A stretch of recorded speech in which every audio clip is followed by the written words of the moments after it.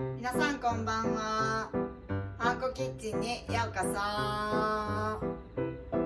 今日の料理はアスパラとベーコンの醤油炒めです。今日の食材はこちらです。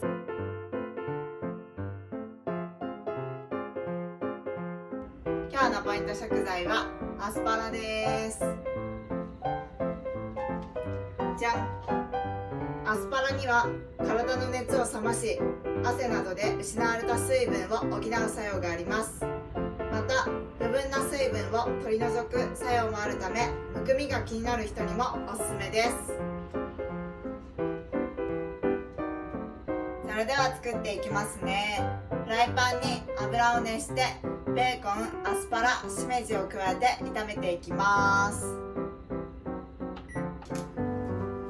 しめじですね、こちらは根元をカットしてほぐしてあります。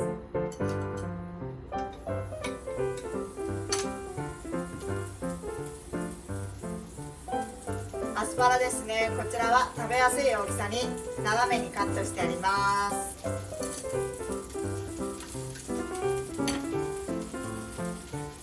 ベーコンですね、こちらは1センチ幅にカットしてあります。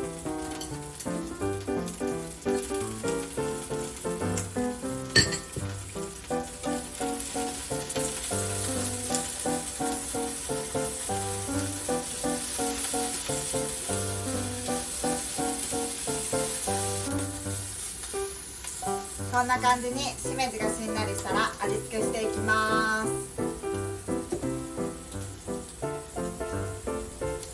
お酒ですね、お醤油ですね、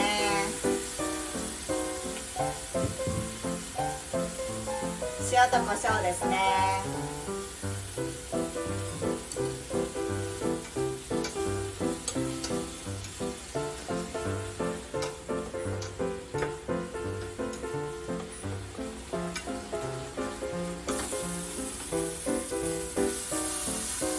こんな感じに水分が飛んでしっかり絡まったら完成です。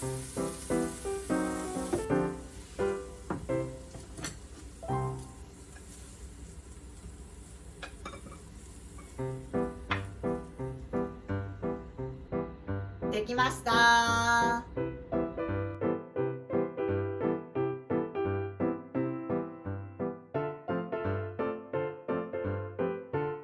今日も一日お疲れ様でした。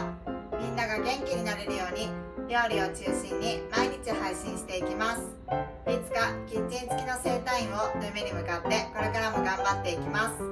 私の習ってる弱押し整体では自分を整えて世界を元気にする仲間を募集中です。もし応援してくださるという方はチャンネル登録、グッドボタン、コメントなどよろしくお願いします。それではまた明日です。